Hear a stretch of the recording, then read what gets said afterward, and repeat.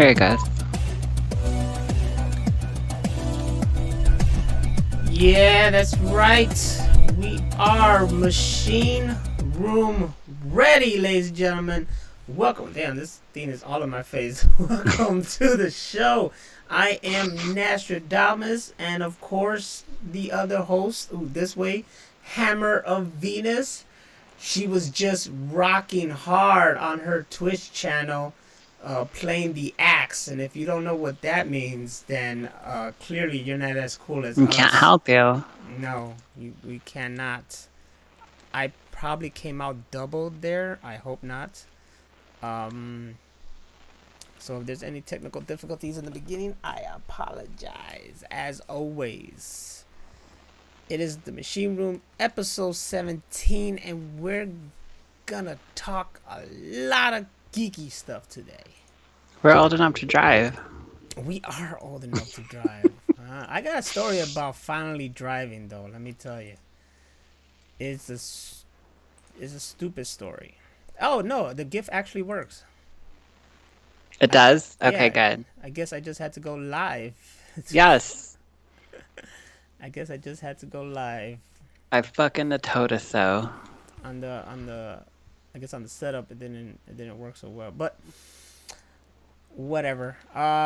Yeah, my story about how I got my driver license. Pretty short, simple, to the point. Did you wreck? No, I'm telling you, like the biggest wreck was the one that made me get out of work for like 3 months and shit. That was a big wreck. That was a big wreck. No. It was. I finally got my license with the help of my brother. He took me to the DMV and all that shit. But I finally got it because of a girl. Of course. Yep. And You're thirsty ass. and I thought we were something because we were something, but then we were like on and off. And I thought we were still something because she wanted me to go to her birthday party at some like club that was for at least 18 and over. You know, Chuck E. Cheese. I wish it was Chuck E. Cheese. So, anyways, I'm like, I'm gonna get my license. So I got my license, and then the same day, I headed up to that fucking club, and I'm all like, hey. She's like, hey. And then I try to get her, when she was alone, and she's all like, no, sorry, I gotta go, whatever. And she ran off because she was with someone else, and I was like, why the fuck did I do this? And I just left the party. But I got my license. Wow. Mm-hmm. That's a hashtag ho bitch. Yep. So I played myself, but it gave me the it gave me the fire to get my license. So fuck it. Good job. Yeah, there you go. So big ups to that chick wherever she's at. I think she got like 2 or 3 kids now or something. I think I said mine already, that like I used to be like pretty nerdy and play Magic the Gathering and all that kind of shit. That's what I'm talking about. And then I got my driver's license and never played again. And then you left the Magic somewhere else. I still have my cards, most of my cards, but like, they're all old as fuck. But you ain't about like if someone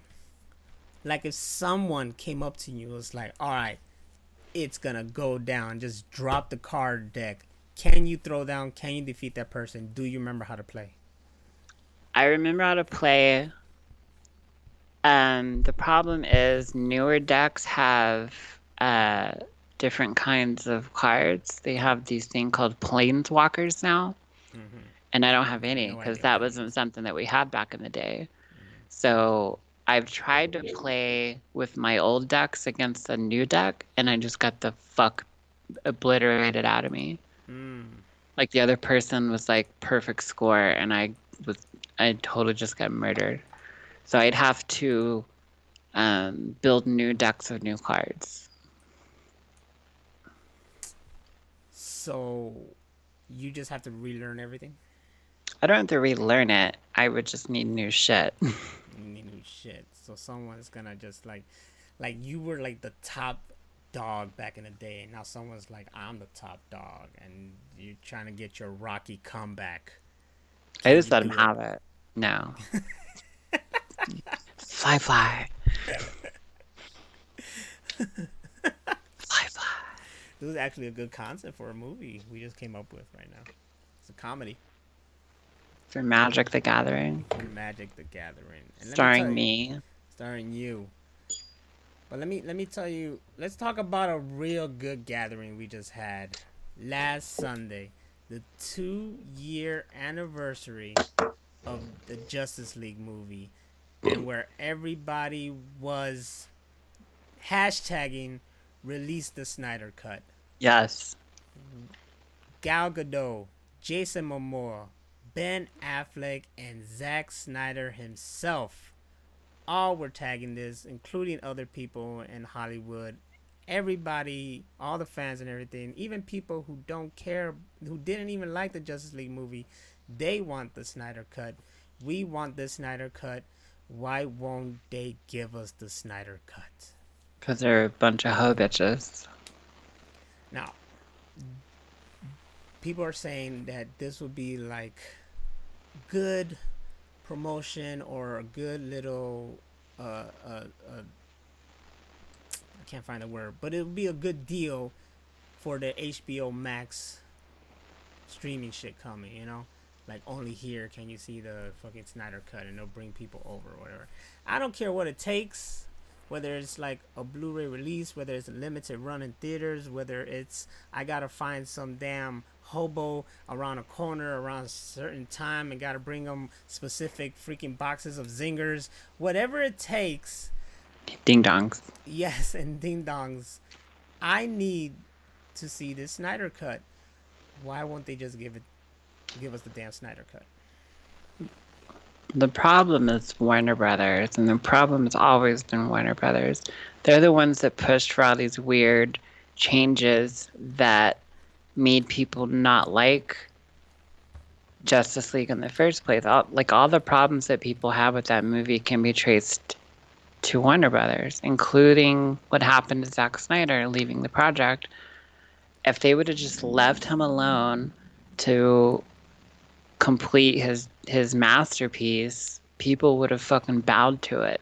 And now people are starting to hear through interviews and through social media his intentions and things that his universe was going to be like, and people are like, wow, this would have fucking not shit on Marvel, but it would have been up there with them, up to par with them.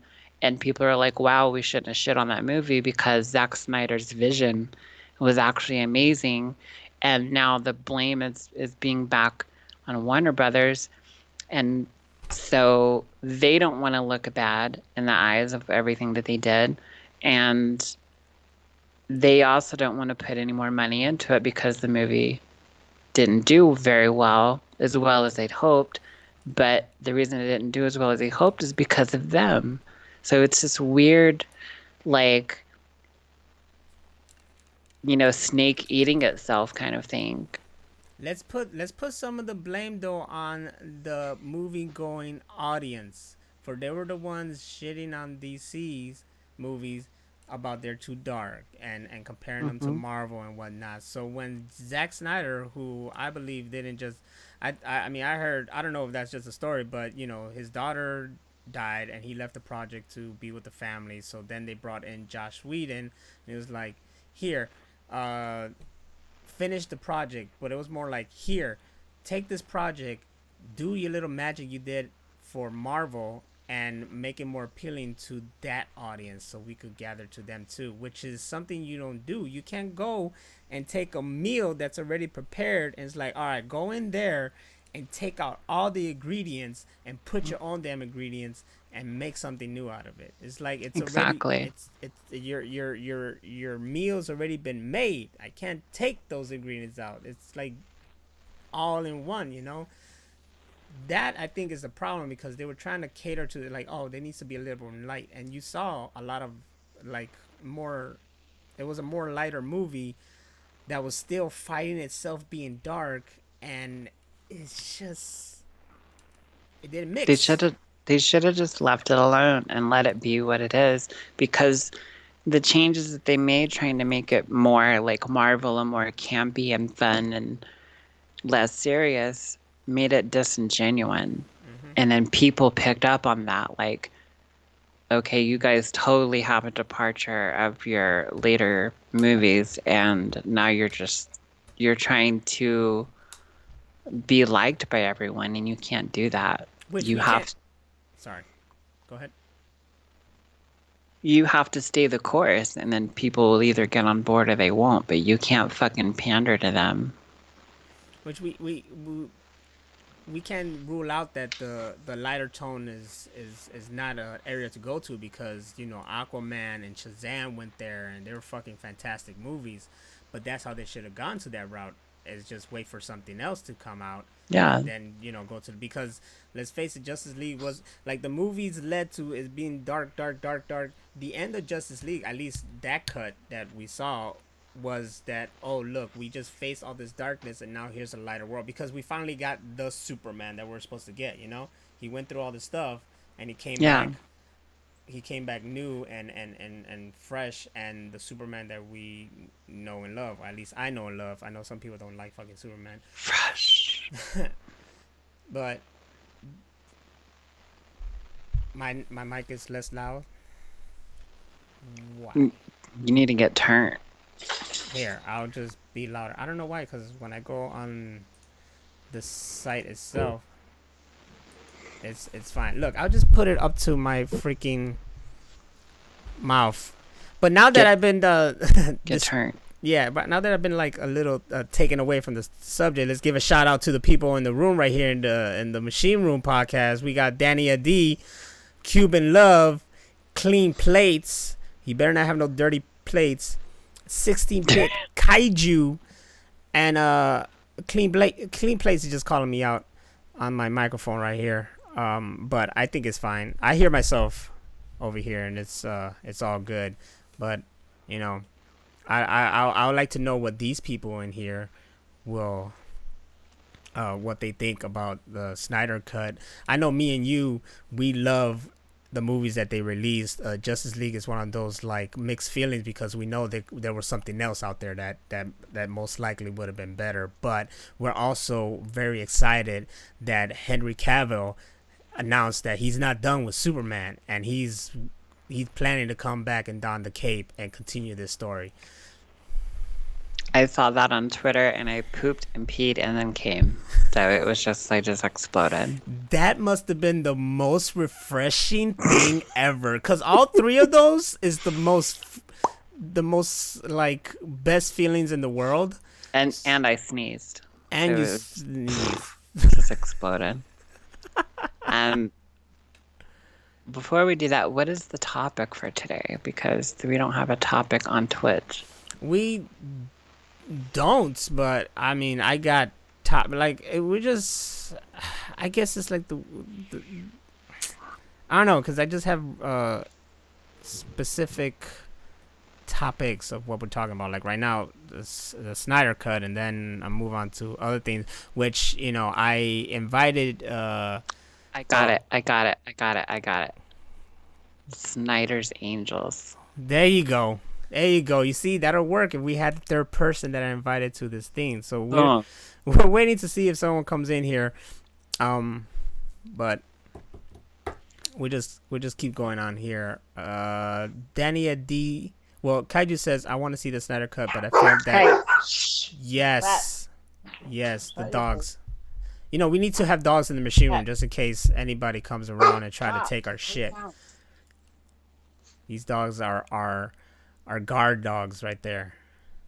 Protectors of the night. Ferocious motherfuckers. But Kaiju said that he wants to see the Snyder cut because he feels that Zack Snyder is hit or miss with you don't want to, or you want to. That made no sense. The dogs want the Snyder cut. They do. I don't got an issue with Snyder. I don't. Special effects. Sorry. You come out like Edge and shit. I don't got an issue with Snyder. I don't know what people's issue with Snyder is. Who? Zack Snyder. I love him. I love everything he's done. Like I said, the only thing I've never seen of his is that animated owl movie. That's the shit. I've heard it's really good, but yeah. I've yet to see it. And I have everything else he's ever done. I mean, I fucking love the guy. I don't know why people don't like what it is. I Oh get shit, what we happened. got raided. We got rated by Rex, our boy Thank you, Rex. Rex. Gatilla, how you doing, girl? Welcome to the oh shit. Welcome to the show. You don't love Watchmen? How do you not like Watchmen? What the fuck is Kaiju. your problem? You see, this is what I don't get. Like, what do people not Okay, like? okay. Let me ask this first. Kaiju, have you seen the ultimate cut of Watchmen? Is it Ultimate or just Extended? Ultimate. That's what it's called. There's the director's cut and then there's ultimate. You have to watch the ultimate cut. And you saw Big. You got a problem because you saw Dick on the show on the movie. Come on, come on.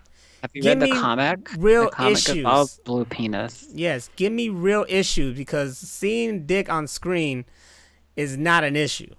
But people like fucking uh, Game of Thrones and it's like all penis. I saw fucking penises like crazy on that show. So much dicks. Yeah, if you haven't seen the ultimate cut of Watchmen, please watch it. It's almost verbatim of the comic or the graphic novel. Oh, I forgot Sucker Punch is a Snyder. I got no problem with Yep. Sucker Punch was something that it's kind of confusing, but visually it's fucking beautiful. I don't know. I'm a visual person. Like sometimes things just don't connect to people, and I see it. I get why people don't like. What's that other guy? I get why people are tired of Michael Bay. He does have a fucking formula. Yeah, I was trying to say formulaic. I don't even think that's a word, but I see how he has he has his cliche kind of shit, and for like what it is, popcorn blockbuster fucking explosion movies, it does the job. We're not, he's not fucking Scorsese, people. He's not fucking the other greats. He's just a dude who's like, I like to have cool crazy shots and hot ass girls in heels running around and fucking panning cameras and and military. He loves the fucking military, so it's all this shit in there. Always. But you gotta go to these guys and they deliver what they do. All right. And Snyder, I feel, is a guy who's like, he loves slow-mos, which I have no problem with that as long as you do it, because to me Love that.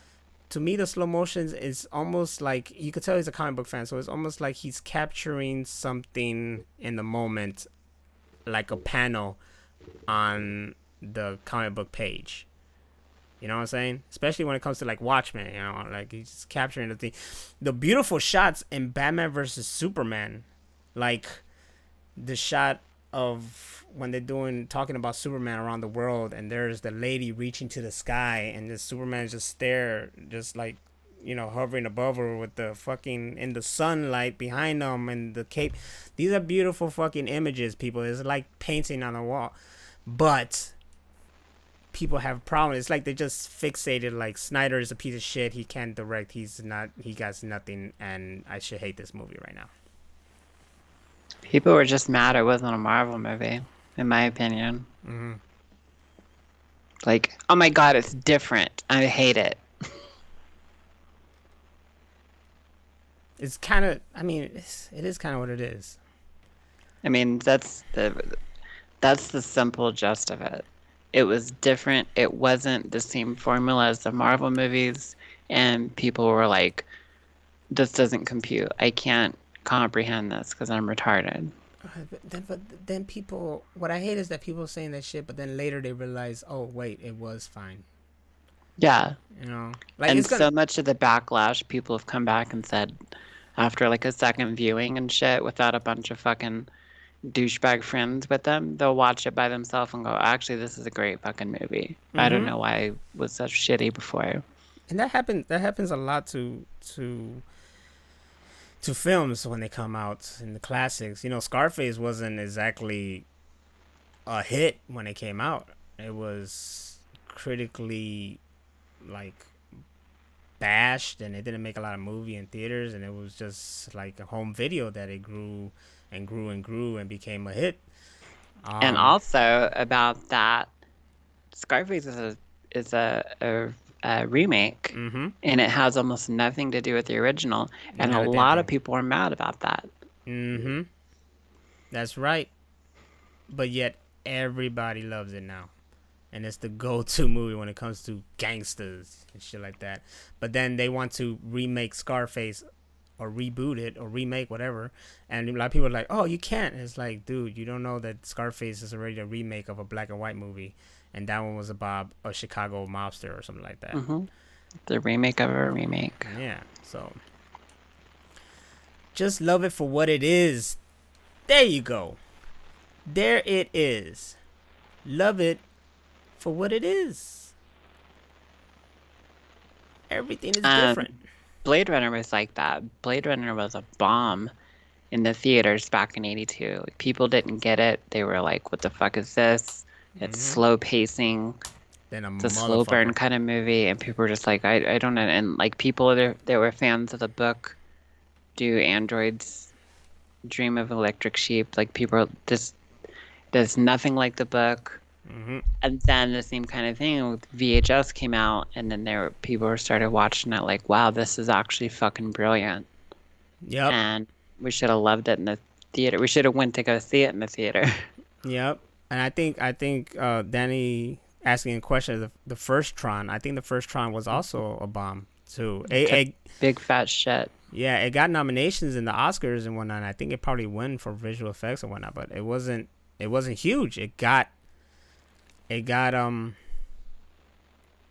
just had a big cult following, and it was especially to like the geeks and the nerds. They loved the shit out of it, and it was way ahead of its time. So a lot of people did, yes, Danny. A lot of people did hear about Tron after Tron Legacy came out, and I've never seen any of them. no, I mean that's not hard for me to believe because Tron was not something like everybody was into or knew of. Legacy though was a really like I think you could just watch because seeing Tron, it's outdated but it's still good. But if you see Legacy is beautiful. Like I think it's beautifully shot. Music is great because it's Daft Punk and whatnot.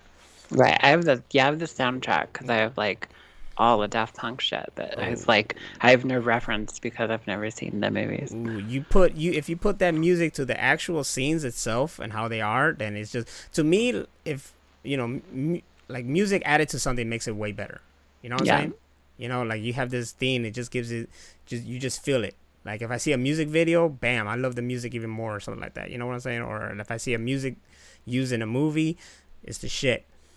Sometimes they don't match right, you know, but you know what I mean. If used right. Yeah. So Daft Punk's Tron Legacy is fucking beautiful in the movie. It's used perfectly well and it just heightens up. And then that movie, which was hyped and all that stuff, but I think unfortunately didn't make the bank, but it was still kind of profitable, but yet Disney still won't continue and has made another Tron movie yet. They made that game. They made a fucking show, but they won't give us the damn movie that is pretty much set up for and within the movie itself. Yeah. So give me Tron 3, and also while you're at it, release the Snyder cut. Just because. Right now. Just do it. I don't care. Like just like someone who's there, like Zack Snyder himself should break into the WB office headquarters, steal it and leak it. Like I believe that's what Ryan Reynolds did for that Deadpool shit to get it to get his traction. Yeah, definitely. And please re-release the original Star Trek trilogy in the original format, but in Blu-ray. Thank you. There you go. There you go. But let's Danny actually has talked about something, another topic that I wanted to mention about, and that we kind of discussed a little bit. I don't know if we did discuss. Remember No, remember back in the day when someone named what's his name, Todd Phillips, created a movie called The Joker or Joker, and he wanted it to be a one shot kind of deal, and he was very freaking Animate. strong. Yeah, he was very strong about like, I don't want to make a sequel. There's no sequel, whatever. So He didn't money. say he didn't want to. He just said that it wasn't.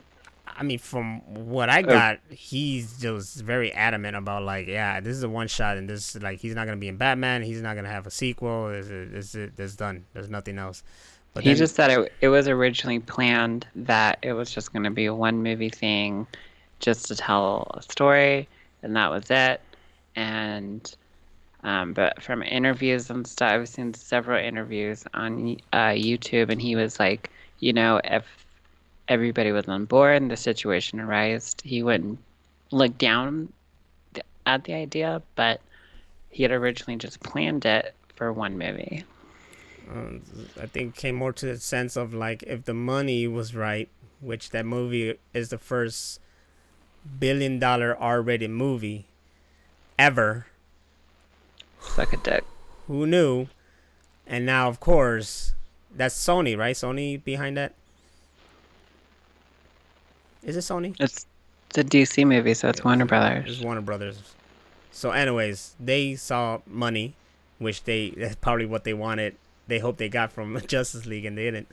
So now they're like, "Hey, They, keep they it should going." use that Joker movie to release the Snyder cut. Boom, I'm a genius. Oh shit! There it is. Right now, before Joker, get the Snyder cut. Oh shit! On this day.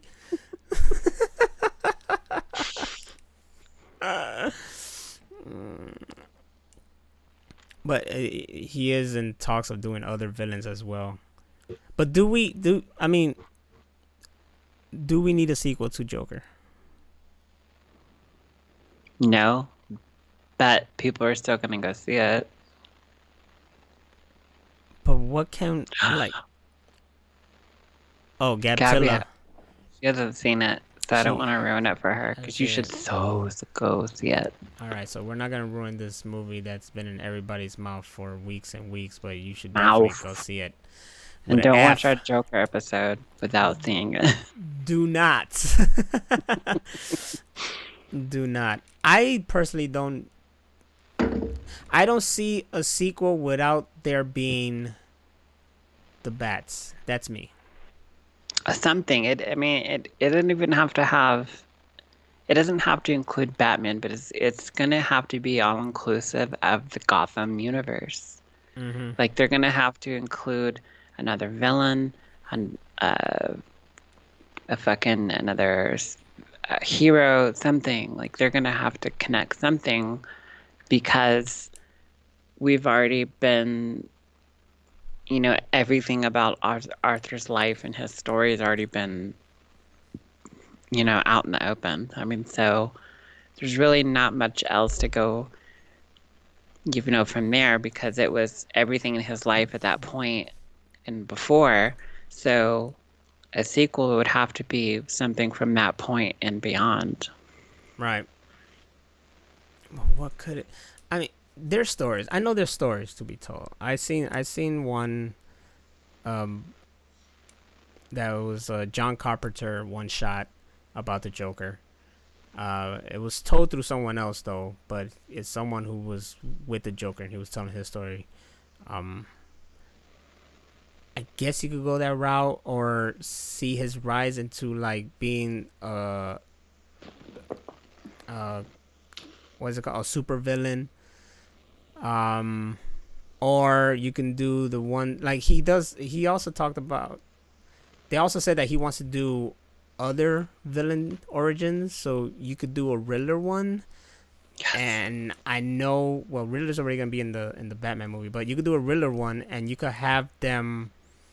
There's this one arc in Batman where I think it's like year one or something or some shit that both Joker and Riddler are basically like facing off for control of Gotham. And it's pretty much when the rise of the villains began or the rogue gallery, whatever. And it's like Riddler and Joker are the two main ones, and they're basically trying to fight for Gotham, and Batman's in the middle of it, and he basically has to pick a side of who's the lesser evil, you know. That could Something also be an interesting porno. at Batman sandwich. yes, I'm pretty sure that's happened already. Spit. They both spit roast. If you guys look hard enough into Anyway. the freaking internet, you can find a freaking Batman porn parody. It's all out there. I can spoil it now because my script for a Joker standalone movie will not happen now. Okay. I may use the story for a book later or like a comic. But in my story, I was going to have a young Michael Lane, who is one of the people that dons the Azrael persona. I was going to have him in there. So maybe something like that. Maybe somebody that's not Batman, but something like an anti-hero kind of thing. Or, you know, like there's so much to that world and that universe, I mean, that they could grab onto. Even if it's not another villain or a hero. I mean, there's so many like, side characters and side stories and things like that. Like, one of my favorite Joker stories was in the animated Batman series. And it was the guy that hit Joker's car. And the Joker, like, he thinks, like, the Joker's about to beat the shit out of him. He just takes his ID and, like, laughs and leaves. He's like, I'm going to call on you for a favor one day. I remember that. And it was, like, years and years later. And he calls on finally calls on that favor. Like, something like that would be fun. Then, also, the other question is, the movie is very important because it deals with, it's really just a character with mental health and dealing with mental health issues and the importance of it. So how do you go from there? You know, how do you make another movie that's just not a comic book movie and is still a character study? I mean, there's so much more in depth to go from there. I mean, if anybody that suffers from mental illness would say, you know, it's not a movie, it's something that you deal with every day. So, I mean, I think that a lot of the stuff that he was going through, we just barely touched upon, and they could really dive deeper into, like, you know, he had that thick ass file on him and his mom, and they could, you know, get deeper into why he is the way he is and what caused some of those things and how it affects him after coming out as the Joker. Is he liberated? Is he still having problems in some way? Did some of them go away? I mean, we barely touched on the Joker character. It was mainly about Arthur. So you're going to get a movie, a sequel that's going to be all Joker. Will he find other stairs to dance down? All the stairs. All the stairs. Oh, did you see this one video of that moment, like, caught live? Like, no. Someone, and I saw it on, it was shared around Twitter and Instagram, but it's from Reddit, of course, because, you know, Reddit is the fucking the center of the internet. Someone who was living there recorded out the window as they were filming that scene, and you see him there just chilling, and then he's starting up, and then he starts dancing down a couple steps and whatnot. So it's like capturing the moment real time. That would be amazing to see. And now it's like, I've seen so many videos after of people like basically filling up those stairs. And now it's like a hangout now. And people will go in Joker costume, or people will just stand there and film. And I mean, they said like that. It's in Brooklyn, I think. Yep. And it's just polluted with people now. Like you're not going to see it empty like that ever again. No, not maybe for a while, but yep. All the hipsters are there. All of them. All of them. No, I ain't gonna lie. If I was in New York, I'd probably visit that shit too. But, you know, I don't visit a lot of things here in my own damn city, so what am I gonna do? You went to that big ball thing downtown. That's all that matters. Yeah, the bean. The big shiny thing. The big shiny bean that everybody goes to is like, hey, we can see ourselves, and then that's it. It's done. Okay, bye. It's done. Apparently now we have like the largest Starbucks in the world, and it's just like floors and floors. I ain't kidding. I didn't even know this happened. I found out about this from someone I follow on Instagram who's visiting Chicago right now with her family, and they're just exploring. They're exploring the city more than I explore my own damn fucking city, and it's like the biggest fucking Starbucks in the world, and I'm like, I didn't even know that existed. That's how There'd be a much. shitload of hipsters with laptops sitting Oh, up there all day oh long. and a lot of rich people. That's for sure. It's downtown. No, It's downtown. so it's bougie. Yes, yes, yes. It's downtown. It's all classy, very classy. And I haven't hanged out in downtown in like forever. You know, people give rich people a lot of shit, but I think if any of us got rich, we'd be bougie as fuck. Oh, indefinitely, man. Like No that. doubt. Like No if doubt. if I checked my bank account right now and it was anything over $1 million, I'd be like, hmm. Indeed. It's like I always compare it to when they did that when they hacked the GTA 5 online game and started giving people millions of dollars out, and then me and the gang had our own Oh my God. millions and millions of dollars, and then we were It so was hundreds rich. of millions. Yes. Because Gina had, or no, it was Scooby, they Eddie. put it. Yeah. Yeah, he had like a over $1 billion hit, Mm-hmm. and because there was four of us, it all got divided, and it was Mm-hmm. hundreds of millions of dollars. I Mm-hmm. mean, so we had the best condo, we had all the cars you could buy, like it's a 10-car garage, it was full. Mm-hmm. We'd buy a car, explode it, and then leave it. I mean, we didn't care because we were Mon- just, money was not an issue at all. It came to the point that we didn't even know what the fuck to do in the game anymore because we uh-uh. had. Because everything was to build up to get money to buy more shit. It was like, well, when you have all the cars and all the guns, and it was back before they had like all the heists and stuff like they have now. So it was just like Yeah. we were just ran around and fucked with everybody. Yep. Yep. That story is still funny to this day because before that happened, remember we were playing with LP and his ex was all like, "Get off," and he was like, "Oh, guys, I gotta go." And then the moment he left, that's when Oh, Scooby got the hit, and then when yeah. the next time he played with us, we're all driving badass cars and fucking Fucking Lamborghinis. Bugattis. Yep, and he had the little jalopy and shit, little one house apartment. And they had already patched over the thing to give people money like that. So we couldn't even give him money. Nope. He was broke. He was so salty and pissed off. Pissed the fuck off, man.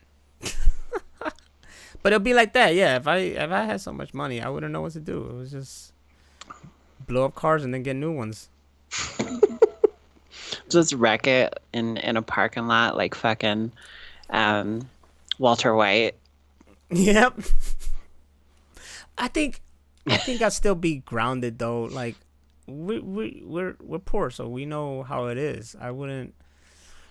I don't know. When you're poor, you know how to live very simply and with not much. I mean, like a 50-cent ramen and a fucking, Walmart brand soda and a movie and you're happy. Hmm. But I mean, if you fucking like Gab says in chat, if you were to check your bank account and you were rich, you'd fucking act a fool. Oh yeah, I remember. I got 20,000 from my car accident, and I acted a fool a bit. A bit. Well, mostly in Christmas, I acted a fool. I just. You get a present, and you. I was Oprah for Christmas. You get a present, and you get a present, and you get a present, and I you didn't get a get present. anything. It was darker times. You still owe me some comics, by I the way. do. I forgot about that. Oh man, you gotta be on my ass. You gotta be on my ass. I'm checking my bank account. Up $0. So Mm-hmm. yeah, it didn't happen. Yep. Yep. Didn't happen. Yeah. I'm always hoping I wake up one day and just check my account and just some error happen and just like zeros galore, and I'm like, okay, well, I used to work for this company. I won't say who, but uh, I got like a double paycheck one time, and I was like, Ooh. do I spend it? Do I report it and say, hey, you guys sent me too much? So for like days, I didn't touch it. I didn't spend it or anything. And then we got this email that was like, I hope everybody likes your Christmas bonus. I was like, you guys were testing my fucking loyalty because I was about to quit this motherfucker. Oh shit! Wait. And Deeper's like my brother's business partner is a millionaire and he eats hot pockets and frozen fruits. oh yeah, you're still gonna eat shit you like, but Hey, I'm still gonna go to Sonic every day if I was a millionaire. hey. What's your brother doing? Why he got a business partner and tell him to endorse the Machine Room podcast? What are you doing? What are you Tell this doing? millionaire friend to adopt me Adopt you and your dogs. Don't forget your and my dogs. dogs, yes, Yes, and let me bring my Mercedes. yes, it's a package deal right there.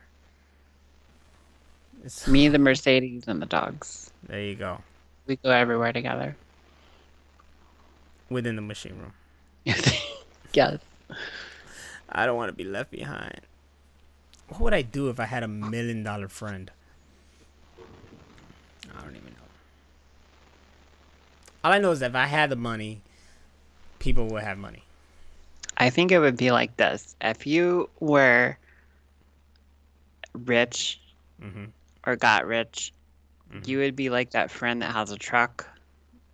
Mm-hmm. Everybody's always bugging them to help them move shit. Everybody would be asking you for money, like, "Hey, That is let me get that true. 20 you owe me real quick plus interest." That is true. That is true. That's why I said if I ever win the lottery, it's gonna be low key. Like no one's gonna know. Speaking of that, there's actually a reality TV show now called Winning the Lottery Ruined My Life. Really?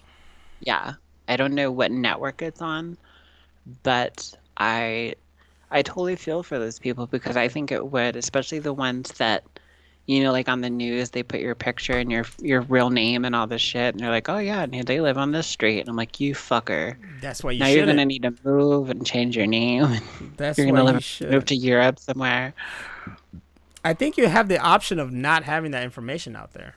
You can, yeah, but life Finds a way. finds a way.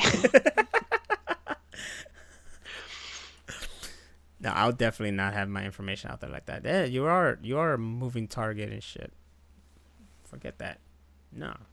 Hey, you Nostradamus? You the motherfucker that won 500 million? Ha ha! Give me your money. Oh, this guy at work told me a story about how he was on the train, and on the public train, there'll be sometimes some people that go in, and they were like, excuse me, can you spare some change or whatever, and they'll give you like a story or they'll be nice. So he said that this one big black dude just walked in and is like, can I have everybody's attention?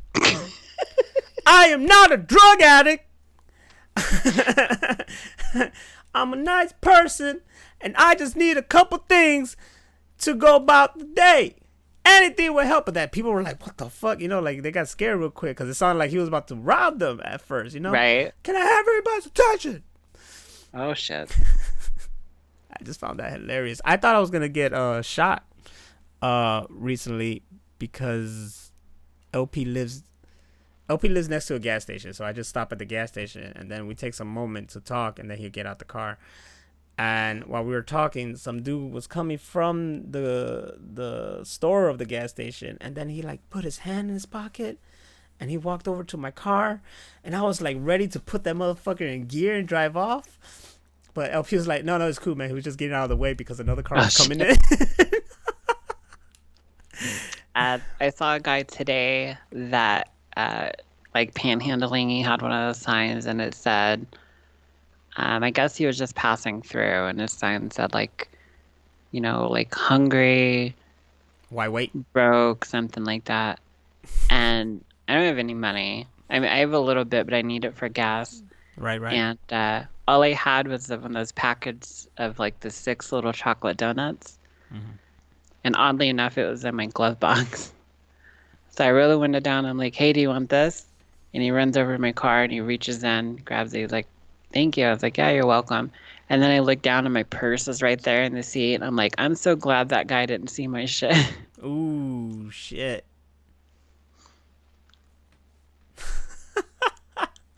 Yeah, you can't have that shit out like that. Godzilla said, if I win the lottery and move to another country and buy a small army, first two things I do after I get my check. First two things I would do. I would definitely move somewhere, buy a house. That way I've got some kind of base station to put all the stupid shit I'm gonna buy. You And then need I'd that. buy a new car. Uh-huh. The Mercedes is not good enough anymore? Oh no, I'm gonna keep that. That's not my first thing I'm gonna do. I'm gonna get a new Mercedes. When I have now, I'm gonna pimp that out. First All Mercedes all day long. first two things I do. Uh Pay everything I own. So bye bye student loans and all that shit. Leave me alone for the rest of my life. And then yeah, definitely get my own place, like my own house, you know? Hmm. Hook it up. Shit, if my mom wants her home place, I'll get her her own house in Puerto Rico so she could live like a queen. Idea. What if we all bought like a huge plot of land somewhere, like Skywalker Ranch, Ah. and it would be like My Way Ranch, Oh shit. and Yes. everybody gets their own house, and then there's like one big house, and there's like a recording studio and like cameras and shit. Yes, and then I'm always at the office like, yes, I think maybe we could just dub that part right there, and And you don't LP. have a neck anymore? Yeah, no. Well, clearly you can't see my neck now, No. and I think LP should film that part over there over again, and Exactly. That's it. That's what we'll do. But what we call the ranch, My Way Ranch. my way ranch, yeah, my ranch. My ranch. I look like Guillermo de Toro. I'll take Kinda. that. I'll take that as a compliment. I'll take that as a compliment. I could never make anything as well as he does. Let me tell you. I think the level of my like filmmaking, even though I don't get to do it as much as I wish I did, but you guys saw a taste of what my filmmaking could be with Officium. So if that's anything, if that's any inclination that you're like, hey, I'll give this guy a freaking, I'll just take $1 million and I'll just go from there and make something. And that's low budget. All right. I'm gonna let you know right now. That's low budget. I can't be like Robert Rodriguez and make a movie out of 10,000, or I could. You give me $1 million. Whoo! Officium the movie. I was gonna say something about John Carpenter, and then I turn around on the TV and it's the handicap fight where they do the fight from They Live. It's a sign. Just saying, I need to watch John Carpenter movies. But what were you gonna say about John Carpenter, Senor Carpenter? It's one of those things like a word association. Like somebody said Guillermo del Toro, and I just went John Carpenter. Directors, Uh, George Lucas, and that's what happens in my head. I think the Yoda species shouldn't be named anything. Like I don't. It's just it didn't hit us until now that Yoda's species doesn't have a name. He's just been Yoda the whole time. We all know Chewie's a Wookiee. I had always heard a theory that Yoda was actually human at one point, and his form was a punishment because he was used the dark side of the Force at one point, and it made him all deformed. But I never found any proof of that. Damn, that is one hell of a story. Just like Darth Plagueis the Wise. Speaking of that, the damn I guess she's the producer, Kathleen Kennedy or whatever, saying that it's hard to it's hard making Star Wars films because they don't exactly have like any source or books or whatever, blah blah, to go from. And I'm thinking Yes, like, they do. yes, you do. You have Yes, a they do. extended universe that you scrapped out that you could just go in there and start picking shit like crazy. She don't know what she's talking about. Basically, She's a dumb bitch. she like literally she doesn't know what she's talking about, and the people making the Star Wars films do know what the hell they're doing. She don't know what she's talking about. I want Jabba the Hutt as a human again. Go back and add him and make him human in all the movies. And I don't even know if that's my best George Lucas. Just like that. That's I do probably- George Lucas as Christopher Walken. Oh shit.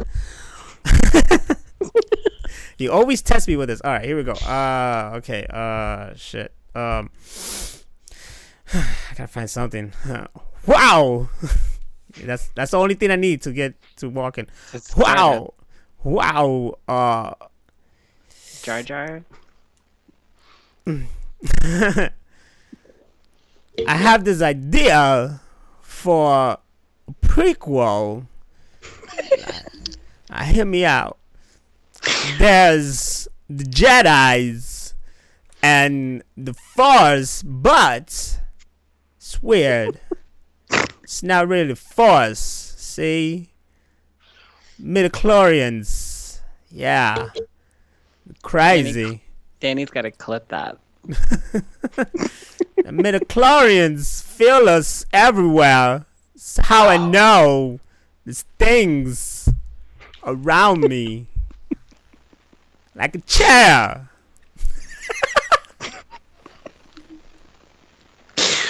That's the best thing ever.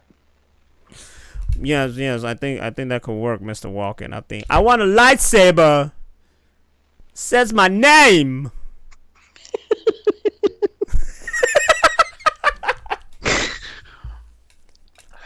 Jesus Christ. When it turns on, it just goes wow. It says my name. I don't fight. I don't like fighting. Give me Walken and Goldblum together, and then Yes. we got something. Walken eye wink. Did I do the eye wink? You do this whole face when you do Walken. It's fucking hilarious. I try to capture the Walken. You got to do some of his head nods, like wow. Wow. I did see the deep fake roundtable. It was George Lucas, Tom Cruise, Ewan McGregor, and Jeff Goldblum. What? It's beautiful, and all those people acted and sounded just like them. But of course, it's deep fake, so they actually have the faces. So it's trippy as shit.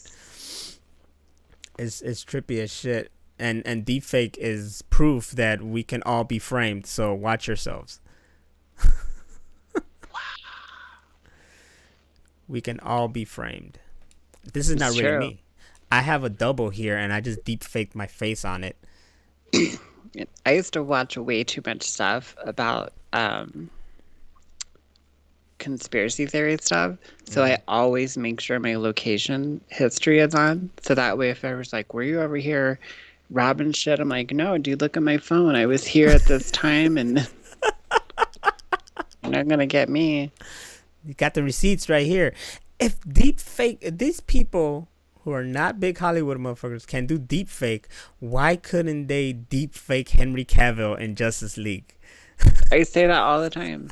Or the other one was, why couldn't they put Harrison Ford's face on the dude that played Han Solo in the Han Solo movie? We don't even know that guy's name. That guy. That guy doing his best Ford. Me. Should have been Christopher Walken. So, what? No, they did that in SNL. It's like, is it fast? Yeah. The castle run on the 12 parsecs. You said it, Chewie. Where'd you get this guy? Oh, okay, I'll stop. somewhere in another universe that really happened. That really.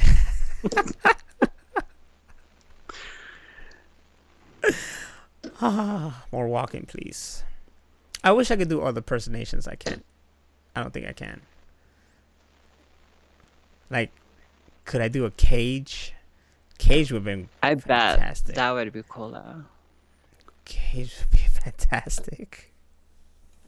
I can do one, but I need silence. Okay. Ready? There you go. It's Brittany, bitch.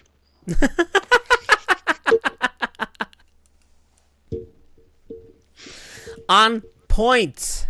Thank you. Very on point. Not as on point as WB is for not releasing the Snyder cut. Oh yeah, and I can do that facial expression thing. Which is? I can do my Trump face, right? Oh, here we go. And scene. The best Trump I ever seen. It's fabulous, fantastic. She did a great job. I know her. She's fine. She's great. Great people. That's it. That was a bad Trump. But if it's Walken doing Trump, it's great. It's fabulous. Good people. We got so off topic. What are we talking about? No, I don't Dog remember. face. I don't remember. I know we were the Joker, stuff like that. Who here is enjoying the Disney Plus so far? What do you want to do? Do you want to watch Disney Plus? Do you? You're gonna watch Pixar movies? Pixar, all the Pixar. Oh, your dog can play? Her tail. Get that dog to play. And I'm not a part of this Disney thing yet.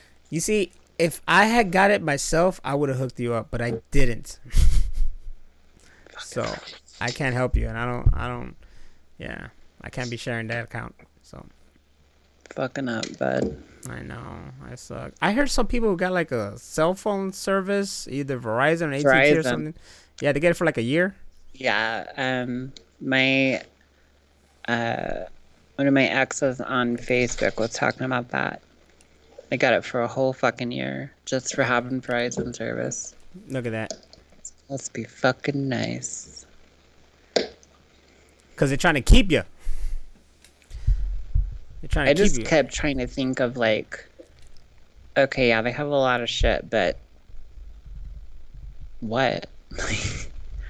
What is it that like it's not something that I mean, if I needed it, I'd have it right now, but I keep trying to think of like what's on there to watch that I don't have already. It's a typical story. Sorry, that's a song. It's this nostalgia factor, really. Like, they got new shows, but it's small. The Mandalorian right now is really, really good. Yeah, I need to see that. Yeah. There's that Jeff Goldblum one that I want to check out too, because he's funny, just being himself. They got some original stuff too, but really it's all about the Mandalorian right now. But in the sense of their library, they have everything. And for me, what really really extremely got me, later on they're gonna have the Marvel shows, but what really got me was they have gargoyles, and I was like, yeah. I've been dying to watch this shit again and again. Hold on. Bless you. Thank you. That was sneeze in the machine room. Sorry about that. I've been dying to watch this show for the longest. I wanted to get it on DVD, and it was like rare. It was hard to find, and at that time I didn't have the money to get it or whatever. And then it doesn't get re-released and reproduced and all that shit. Then I'll go to like try to find some sites to find it, and then I could find it. I find it, but it's not good quality and blah blah blah, whatever. So when they were like, "Oh, we got all these shows," and I'm like, "All right, cool. Gummy Bears, I grew up on that. Ooh, Bonkers, I grew up on that. This, I grew up on all that. That's cool. That's fucking awesome. Darkwing Duck, I got that on DVD, but that's dope. Yes. I could just watch it off of that." And they're like, "And we got Gargoyles." I was like, "Holy fucking shit!" And that's it. I was hooked. And that was the first thing I watched and the only thing I've watched on there, plus one episode of Mandalorian. Excuse me. So it says it has Disney, of course, Pixar, Marvel, Uh-huh. Star Wars, and Nat Geo. Yep, Natural Geographic. So you can watch some saggy ass titties. That's where Jeff Goldblum's on National Geographic. Does he have saggy titties? Pretty sure he probably has saggy nuts. I don't want to see that. I had a conversation of it, just went totally weirded out, but basically came up with the creation of like a nut bra, like a push-up for your nuts. Isn't that just called underwear? To lift them up? No, not if you got the real. No, men should really be wearing like boxers or briefs and stuff like that. Let it breathe, let it get loose. But if you want it to look nice, all pushed up against your dangalang, get a push-up ball bra. A ball bra. Testicle bras or something. Brosticles. I'm a lesbian, so all nuts are gross. Don't care. The world according to Jeff Goldblum. Nat Geo. That's what it is. That's what it is. And they have one that's Hulu, Disney Plus, and ESPN Plus for $12.99 a month. That's right, but here's the catch. Here's the catch about that one. You want to hear it? The Hulu is still ad supported, so it's stupid. Balls. Yeah, but you can watch Letterkenny. You could with ads. But episodes are only 30 minutes, so you get like 2 ad breaks. You can look at your phone in the meantime. Yes. Yeah. That was my Goldblum, by the way. I could tell. That's what you're going for. Yeah. I mean, I'd probably just watch Star Wars and that's it. And that's all you need. I mean, are they going to have the Clone War cartoons? They have the CGI one. The cartoon, though, is something like... I was discussing that at work today because, the good thing about this service is also that it's finally a place that people can go and watch all the Star Wars. Like they didn't have that kind of option before. So now they could go and watch the Star Wars. So people are actually like, okay, I'm watching Star Wars now and I want to see this. And I want, because it's the thing. And now we're at a time like we talked about before, like in the 90s, people were like, oh, whatever, fuck you, blah, blah, blah. But now it's like, okay, I'm kind of interested now, because I want to see what it's all about. And they're starting to see that it's not just something like they probably had this image that is just dorky and geeky and all that shit, which it is, but it also is like actually pretty damn cool, which it is. Regardless, they're watching it and this guy was like, yeah, watch this. Me being a Star Wars fan, I was like, okay, but you also got to make sure you watch the Clone Wars CGI show. He was like, yeah, I watched it with the movie. Yeah, the movie starts it off that bar, but that's something that you can watch down the road. What you should watch before Revenge of the Sith is the cartoon, the animated Clone Wars, because it leads right into Revenge of the Sith. And he's like, oh, I think it's there. And I was like, I don't think it's there. And I checked myself. It's like, it's not there. And I've never seen it in any streaming service. It's just hasn't been anywhere. The only reason, I got it when it came out on DVD, and that's the only thing I've seen it on. I haven't seen it anywhere else. And Disney Plus would bank if they grab that, but that's also something that's Cartoon Network, which Clone Wars was too, but that's a Viacom thing. Yeah, that one was so good, so damn good. But no, they don't have the one from Cartoon Network. They have the CGI one that was on Cartoon Network. But they have Rebels and Resistance, which are other shows that are really, really good, especially Rebels that continues where the Clone Wars happened. No, wait, but there's going to be another season of the Clone Wars. That's right. What? Yeah, they confirmed there's going to be another, so that's going to continue. Nice. And then you're going to get the Obi-Wan live action series. And you're going to get one from dude from Rogue One, the Latino. And then, of course, all those Marvel stuff that's coming down the road. So, But if anything, I say get it for Gargoyles. Gargoyles the shit. That was a show that was way ahead of our time. Yes. You're welcome. That's what we do in the machine when we burp it up. We did want to bring up that. Okay, first of all, has anybody seen the new Charlie's Angels or have any will or want to see it? There you I'll go. wait. Yes. I'll wait. Ow. Wow. No. Wait, let me do my Morgan Freeman. And then the chat room repeated with a bunch of no's. And a nope. Hammer Venus petted her dog. That's a nice dog. Now I just sound like Cleveland from Family Guy. You do. Oh my god. Now that's a nice dog. Oh, that's nasty. So what's her name? Elizabeth Banks. That's right. The one that was Rita and the Power Rangers movie. That was her baby, that movie. And she's mad that the movie flopped. And she's trying to say that she's trying to blame it on men. She's trying to say that men don't go see female-fronted movies. Yep. Which is not true because the two other Charlie's Angels movies made fucking bank. And those movies are great and they hold up. If you watch them now, they still look great. Fantastic. Creepy thin hair man? It's the shit.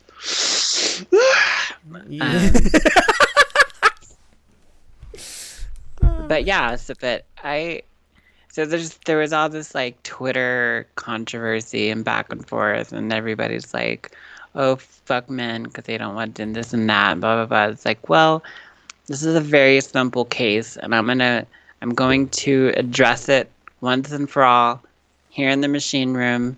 So get ready to clip this and post it all over the world. The reason why nobody went to go see that movie is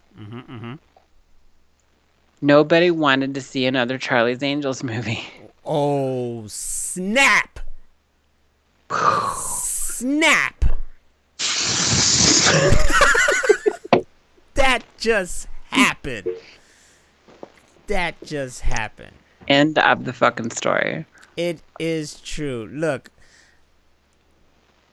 sure, the idea seemed kind of, why not? But, I mean, if they wanted to do another sequel with the, like, what's their names? Drew Barrymore, Lucy Liu, and Cameron Diaz. Yeah, them. That would be cool. It would be cool to see, like, okay, they're getting older. Maybe they want to, give the reins to somebody else now or something, like, but they just completely rebooted the whole fucking thing. And it was like, okay, nobody wants to see this. We don't know why you're rebooting it. It wasn't even that long ago that the other ones were made, and they're still good. Why have it in the first place? So that's what everybody's going to ask themselves or others. And then they're going to be like, well, why even go see this piece of shit? It's also a bad time right now. The movie was released. It's around this time that no one really... I haven't gone to the movies in a minute, and I want to go see movies. I haven't since Joker. Yeah, it's hard.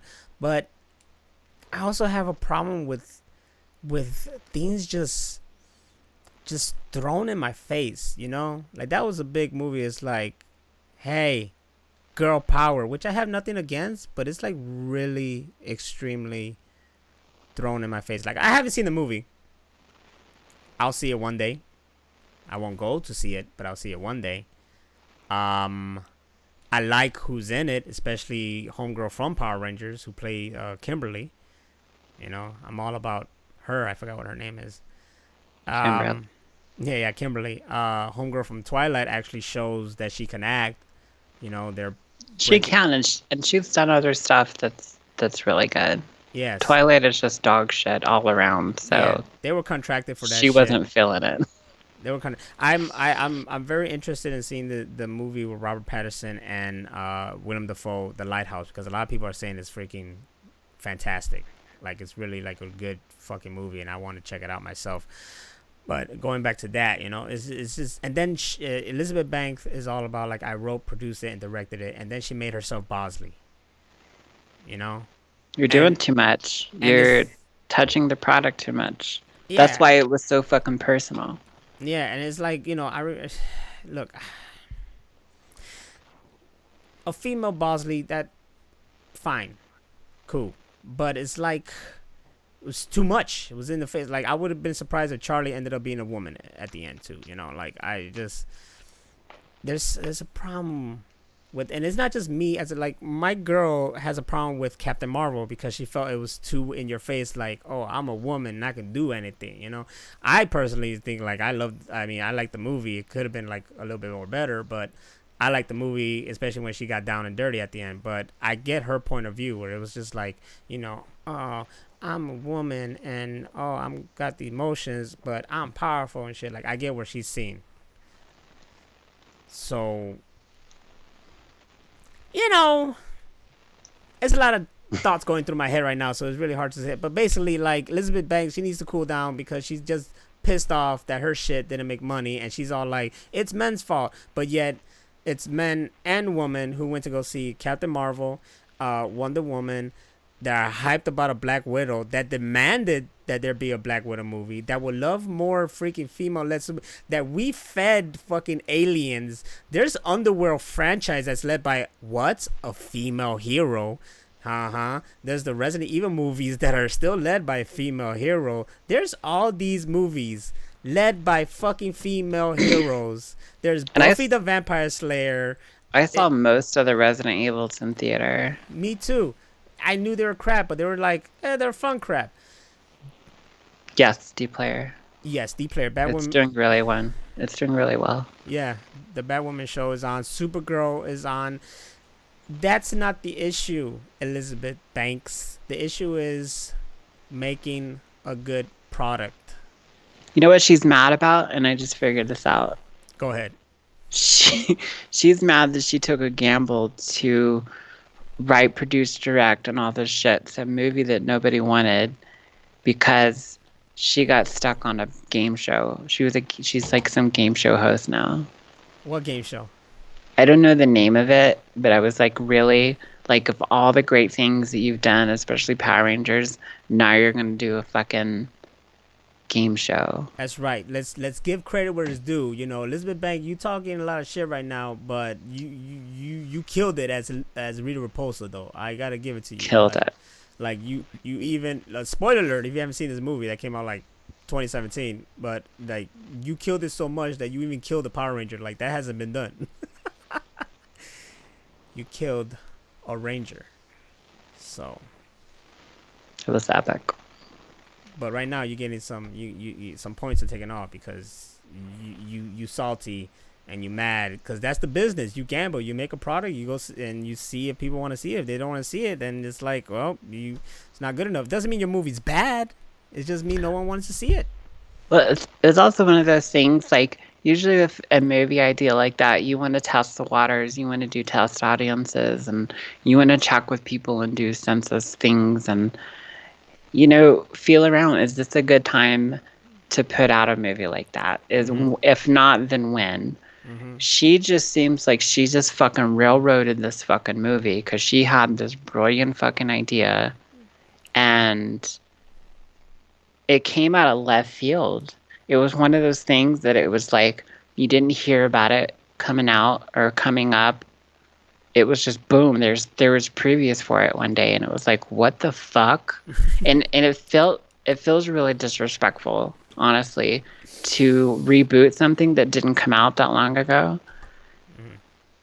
Like they keep doing with the Hulk and Spider-Man. It's just like, dude, the other ones weren't that long ago. Right. And I understand the reasons for some of those things, but it would be like, what's that? What the fuck is his name?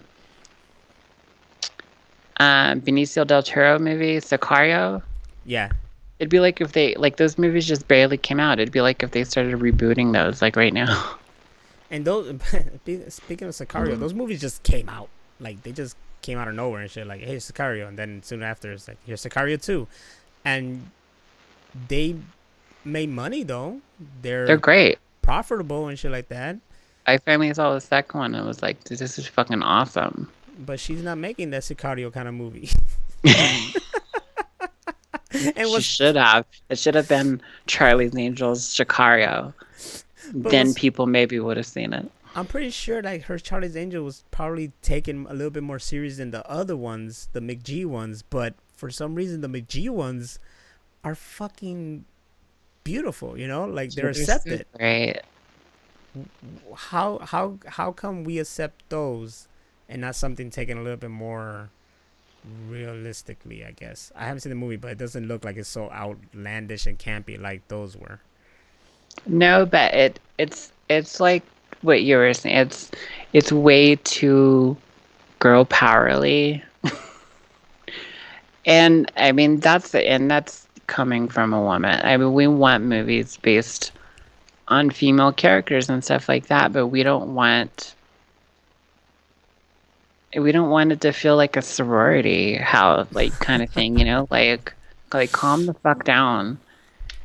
Like Brie Larson out there going like, we want an all-female Avenger movie. It's like, okay, that'll be nice, but don't just like throw it in our faces kind of thing, you know? Don't do shit I mean it has to be grounded in a story and a reason. Like you can't just do shit just to. I mean, that's excluding a lot of shitty movies that just did shit just to do shit. But when you just come out with something like that, it's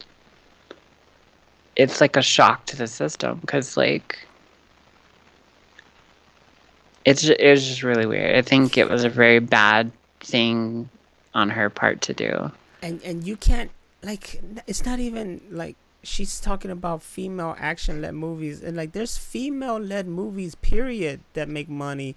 Let's talk about Mean Girls. When it came out, apparently was a freaking hit, and then when I was in college there were like guys talking about, hey, have you seen Mean Girls, have you seen, and I was like, why are these guys talking about this fucking movie? I thought it was like some chick flick, and then I found out that it was written by Tina Fey, and it's hilarious or whatever, and I was like, okay, let me check it out. And it is actually a pretty fucking good damn movie. And then you got other shit like Bridesmaids, right? That's the other one. Oh my god, I was shitting on it maybe when it came out because I thought it was gonna be something like this new Charlie's Angels, and then a friend of mine was like, "Oh my god, it's actually fucking hilarious," and I was like, "Okay, I'll give it a chance," and I was like gut laughing. I was like, "This is fucked up. It's so fucking good." Exactly. It's the product and what the story is with the product. Look, when Hangover came out, I knew someone was like, no, I don't want to see that. That's a movie about some guys and getting drunk and blah, blah. That's stupid. And I was like, no. It is too. Like, you got to see this movie. It's more than that. And it's fucking, like, heartwarming and funny as hell and blah, blah. And then they finally saw it, and it's like, oh, yeah, it's pretty good, funny movie. It's like I told you, like, you were typecasting the movie before even seeing the movie. But you see what you did there? You did exactly what you believe is being done to female-led movies. You did it to a male-led movie. I did that. I used to do that with male movies. And there's two historical that I did it to, and so because of that I didn't get to see them in the theater. And you're gonna laugh. I'm gonna laugh and cry. One was Fight Club and the other was Snatch, and those are two of my favorite movies now. Damn, how can you? Because I was like, what's Fight Club? It's just a bunch of dudes fighting, and they were like, eh. And I was like, what's Snatch about? A bunch of British dudes stealing shit, and they're like, I like Dags. Dags? Yeah, Dags. Oh, you mean dogs? Yeah, I like Dags. Like, I was gonna get to something. Shit. What we talking about? Oh, because when you think about, male-led, like all female-led kind of movie, okay, then let's talk about all male-led movie, Expendables, okay? Let's talk about that. Dude, I love those movies. Exactly, but you know I was thinking of one. I think it was yesterday. I was like, what if they did Expendables 4 and Keanu Reeves as the villain? Ooh. I already love Keanu and Man of Tai Chi as a villain, so I'm all down for that shit. You owe me a, what he says? You owe me a life or something like that. Yeah. Fucking, if you guys haven't seen Man of Tai Chi, which is directed by Keanu Reeves, and it's a martial arts movie directed by Keanu Reeves, then you're all fucking up, because Man of Tai Chi is a movie that should be seen. But going back to the Expendables, I am 100% down, and they always talked about this, a female type of expendable movie. I'd watch that. Yes, but it has to be right. Like, you have to literally give me all female action heroes and put them together. I'm talking, give me Gina Carano in that motherfucker. Give me freaking Sigourney Weaver. Give me the chick. What's the chick from Underworld name? I forgot, because then they changed her with someone else. Bleh. I was going to say Blanche Underwood, but that's not right at all. Yeah, I was thinking Blair Underwood, but that sounds like a singer. Is it Blair Underwood? I don't know. Give me those. Tina Fey? No. Give me Tina Fey. I don't give a shit. Just give me these people, and let's do it. And then, you know, you got to think about the freaking backlash that the Ghostbuster movie did when they had the whole female. Did I get it for free from Movies Anywhere app, and I still won't watch it? What I want as a female-fronted action movie is a sequel to The Professional called Matilda, The Professional. Yes. Why hasn't this happened? And also, why hasn't there been a Fifth Element too? The Sixth Element. Oh, shit. I want to see the Ballerina, the spin-off. I do too. I want to see the spin-off of John Wick. That's Halle Berry. Oh my fucking god, yes. That's what I want to see. That's girl power right there. Fucking Halle Berry was... And I normally don't like her. I liked her in X-Men, and that's about it. But in fucking John Wick 3... That's right. Ladies and gentlemen, this is the part of the Machine Room podcast where we go back to John Wick. Again. We're contractually obligated to talk about John Wick on every podcast. We gotta stop the presses now, because we need to get an update. Rex Mechanics, have you seen the John Wick trilogy? Because when we had him on our, what was it, second or third show? No, third show, right? Third show, he talked about he hasn't seen. And then he said that he's going to do his homework and watch these movies. We're on episode 17 right now. Rex, have you seen the John Wick movies? Is he still here? Oh, he better. Yeah, he's still here. He's talking about how Spy with Melissa McCarthy was hilarious as well. That was forever ago. Oh, there he is. He still hasn't seen it? Motherfucker. Ooh, man. We got to talk about your membership in the Machine Room, man. You got to get your John Wick on. The fuck is wrong with you? The Machine Room podcast is brought to you by Keanu Reeves and John Wick. And The Matrix 4. Oh my god, that's right, that's happening. I forgot. Deal with it, bitch. I forgot that's happening. Oh, I would deal with it.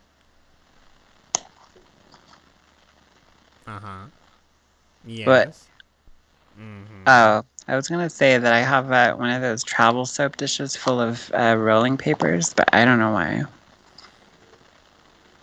Because why not?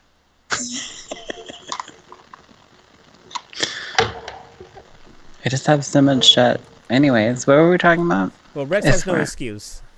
It's just no. But I hope and pray that you will see these eventually.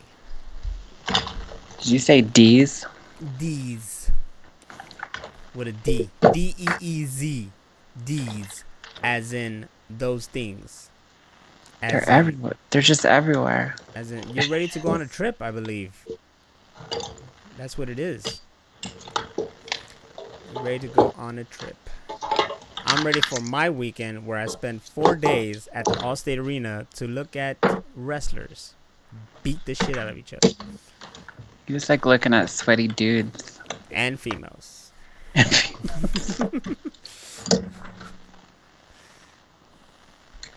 And hopefully I don't have people next to me being annoying as fuck. Why are you taking your time, Rex, to see John Wick, the phenomenon?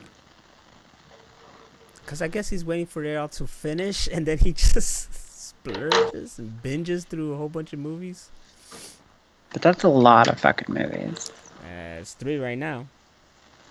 And a comic book, which I didn't continue getting. I haven't gone to the comic book store like I used to. Yeah, because you owe me comics. Yeah, I do. I'm falling off. I need to catch up. I'm fucking up. Don't You be are like fucking me. up, bad. Do not be like me. Oh, Rex is all like zen with his shit. Okay. Whoa. All right. I'm sorry. Is that what you tell your ladies too? Yo, girl, no, I can't do it right now. I can't, I can't have sex right now. It just gotta happen when it happens. I gotta be in the mood. Gotta wait for the vibe to hit you. Yeah, I gotta be in the mood. Just close them lids, girl. It's not yet. Not right now. Gotta get that consensual sex form first. Do you think about getting a bunch of those and printing them out? This is getting a little hot and heavy, and I totally want to continue, but my lawyer has advised me that if you could please sign this and date it for me, and I'll have my roommate notarize it. We'll get right into the fucking. My client wants to get down freaky, but gotta watch out for ourselves. It's crazy out there. So, please, sign on that line. Let's get it on. I like it. Thank you, Lori Walken. I rest my case. Stupid. Why you let me do this? This is like there's a level of walk-ins and mine's is like very at the bottom. Let me tell you. It's better than most. You are too kind. It makes me laugh, and that's all I care about. It's true. I am my own target audience. Okay. Okay, so whenever entertain me. Whenever I have my stand-up special, I'm gonna have you in the front row. This other coworker that always laughs at my shit. I'm gonna have my friend Brenda there as well, and I'm doing my own stand-up thing, but I'm selecting my own audience. Okay. They'll make me look good. That's how they'll just digitally clone us to make the auditorium look full. Yes, and then when I actually go on tour, you guys gotta go on tour with me, and you gotta sit in the same fucking spots. These chairs are reserved for those people. I need it. I just want the bed all the way on the back of the bus. The one that's supposed to be for the main attraction? Yeah, so I'm just gonna go back there and fart. I like that name. right there, D Player. The Naz. I'm doing it my way. That's my Netflix special. That's it. Naz, I'm doing it my way. And then I come out to the song, I did it my way. And I do like the fucking Joker dance and shit with it. You gotta come out to Life in the Fast Lane from Limp Bizkit. Yeah, and then it ends with, it's dedicated to you, Ben Stiller. I gotta have If Only We Could Fly. It's gotta be there.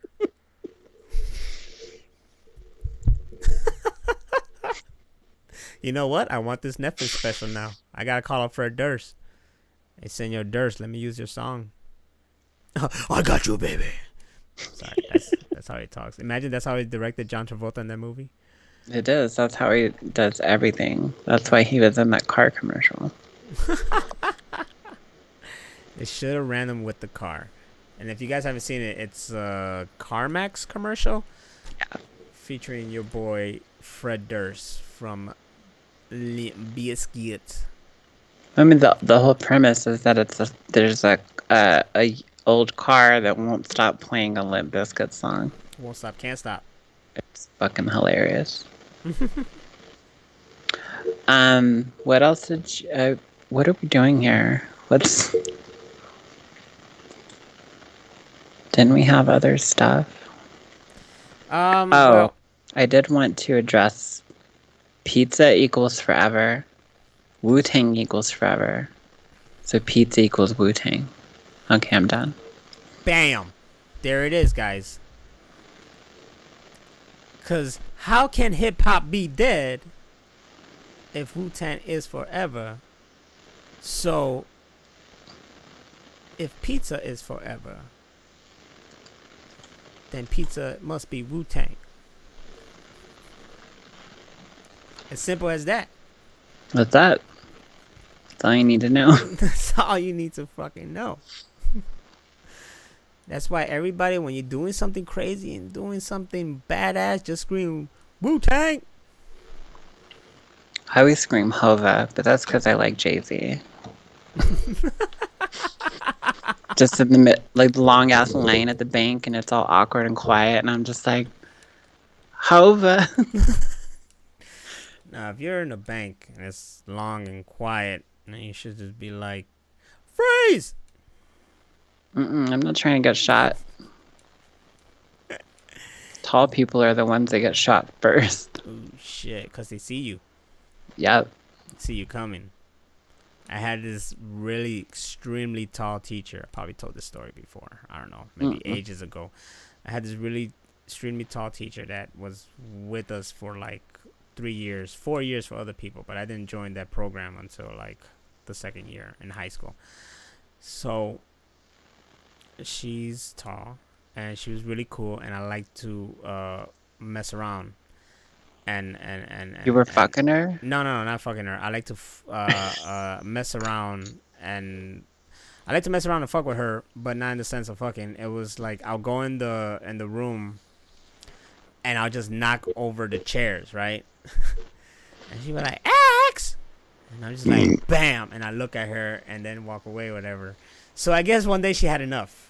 So I walked into the room, talking to someone, whatever. Just like the vision or break, whatever, that time period where everybody's just doing whatever. I walked in there and I was like, boom. And then I walked away. But then when I looked back, she was gunning it, running after me. And I was like, oh shit. And I ran out the classroom, and then the hallways were like packed. So I'm like running. And I look back and she's tall. So she's just over everybody. I see her coming and I'm like, oh shit. So I go, the high school is like 8 floors. So I go all the way up to the 8th floor to this room that we chill at, that has computers or whatever. And I hid under the desk. And she goes in there, like, has anybody seen Xavier? I saw him run in here. I think no one gave me away, and I think I finally showed myself, whatever. Yeah, I think I finally showed myself, and I was just cracking up. And she's like, you made me run out this. Like, I didn't think your ass was gonna run after me. You're an asshole. We had fun. It was fun. I am a dick, though. Like, today I was a dick at work. Like always. But some woman in management who's head of safety, and let's just say like she doesn't really even know the procedures very well or something like that. I don't know, whatever. This woman, she went and just like volunteered me to take her somewhere, right? It's like, where's this flight at? Whatever, blah blah blah. Hey, take me to it. And I was just on my phone. I was like, take you? Then you get him to take you. And I just pointed at some other dude. And then she just started having a conversation with everybody else. And I'm like, no, in fact, they're on M12, which is like the gate next to us. It's like, you can walk. And she was walking away. And I was like, Camina. And I said in Spanish, because she kind of understands Spanish, even though she's Italian. And then when she talks Spanish, it's weird. Like, I could understand it, but her accent is really strange to me. Italian and Spanish are very similar. They are. But when she speaks it, it's weird to me. But yet everybody else who speaks Spanish can understand it very well. Anyways, like Portuguese. I give her because I don't know, man. Like I was telling somebody else, that place make me a dick.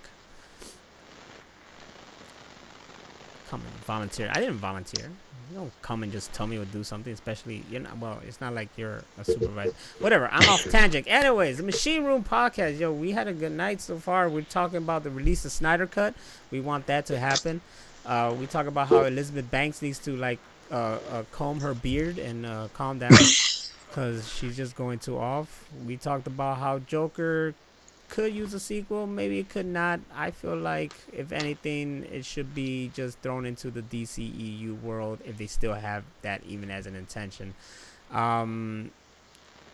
We talked about we barely touched the whole like Superman coming in, but I think that's all part of the whole release of Snyder Cut kind of shit. But Henry Cavill's yeah. Superman is fantastic. You were saying that you're a dick at work. When I used to work at Best Buy, I used to slap shit out of people's hands. Like anything anybody would carry in their hands, I used to slap it out of their hand. It was the funniest shit in the world. Like customers or your own employees? No, like employees, like other people that work there. So people would be like walking around the clipboard, just be like, or like paperwork. Or we had this supervisor was 19, so this like kid that got the job over me, and he was walking with this stack of pamphlets one day, and I slapped him out of his hand. They went everywhere. And he was like, "Help me pick these up." I was like, "No," and I walked off. It would be more. It would be funnier if you were just like whacking this off of customers. It would be, but I would immediately have been fired. But I apparently created like an addiction to it. So when I see somebody like carry stuff in their hand like that, especially papers, like it's like this nervous like tick. I just want to slap it out of their fucking hand. Fucking knock it out. Okay, we're gonna open up a store, and it's gonna have a freaking a niche, what do you call it? You know, like a gimmick. There you go. It's gonna have a gimmick. And the gimmick is that people, you know, they're going to walk around, they have stuff in their hands, and they would go up to them and it's like, "Can I help you?" You know, just knock it right off of them. Like, oh, I like it. Yeah. I'll be the employee of the month every month. Mm-hmm. That'll make people have to hurry up and, like, they don't get anything. They just grab it, and then they got to go and fucking you buy it because we don't want you hanging around just holding shit. Like, you know, you make your decision, and you get the fuck out. You know? That, and there used to be this guy named Josh that I used to Ric Flair slap in the chest all the time. Woo! Did you say woo every time? All the time. Gotta. Like, he'd come into work and like he'd like hide his chest from me. I was like, uncover it, it's gonna happen. And he's like, God damn it. I stone cold stun an employee now every time I see him. Yeah. I don't know if you remember the Kenny Club when I used to do those. Yes. Yeah. Dude, you need to start doing that again. That was that and the ATM operas. Those were my favorite. Yeah. The ATM opera we don't do anymore because we just get direct deposit, so I have to go over there. Kenny doesn't hardly work. We don't work on the same flight hardly, but I'll see him around, but barely. So when I do see him now, I'm like, I don't know how it started. I think I just like did it once, and then I just decided like, Kenny, I'm gonna stone cold stun you out of nowhere all the time now. So every time I see him, I just give him the middle finger, go for the groin, and then try to stun his ass. It's a thing. I used to do something like that with my friend Chris. He's not a friend now. He's a piece of shit. But when we were friends, you ever seen that movie Michael with John Travolta? I believe I have a long time ago in a galaxy far, far away. Where he's the angel. Anyway, he does this thing in this movie. He does it a couple times. By the way, I remember. Yeah, that. Where he'll say battle and then just run like full charge into like one time he attacked a bull and they knocked each other out. But we used to do that all the time. We used to like see each other and be like battle and then just run right into each other. Damn.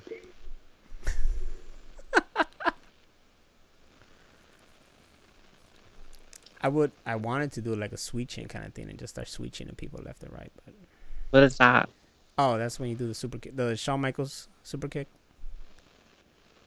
You know what I'm talking about? It's just a side kick. You just sidekick people in the face. I like it. Sidekick. Like Chuck Norris's Sidekick movie. Huh? Nobody remember that? Huh? Nobody? Chuck Norris Sidekicks. Yes, I Phil remember that. Piscopo. That was that dude that hung himself. Ooh shit! What the fuck? What was that doing there? Was it porn? No, is that I popped up another screen and it was us there, but it was like full screen. Oh, I remember because I had you on that screen, jamming. I had you in theater. I was there. Yeah, that was me. Jamming. You gonna do that more often, ladies and gentlemen? Hammer Venus was playing the axe, jamming, and I think you should do that a little bit more often. This one? Yes, that right there. What kind of guitar is that? That is an ESP Viper baritone. There you go. No idea what that means. I just know it's an axe. Baritone means it has an extended long neck so that you can play lower tunings and still have string tension. Because if you have a normal neck guitar and you tune down, then you have floppy strings. Yes. Floppy strings. Floppy. Yes. I know about this. Not really. But it's dope that you do. D player, there's nothing says. I need to say D player says.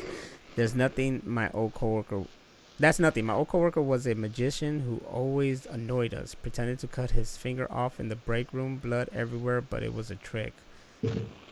What did he do it while you guys ate? Cause now we got this blood on my fucking rice. Impressive. Most impressive.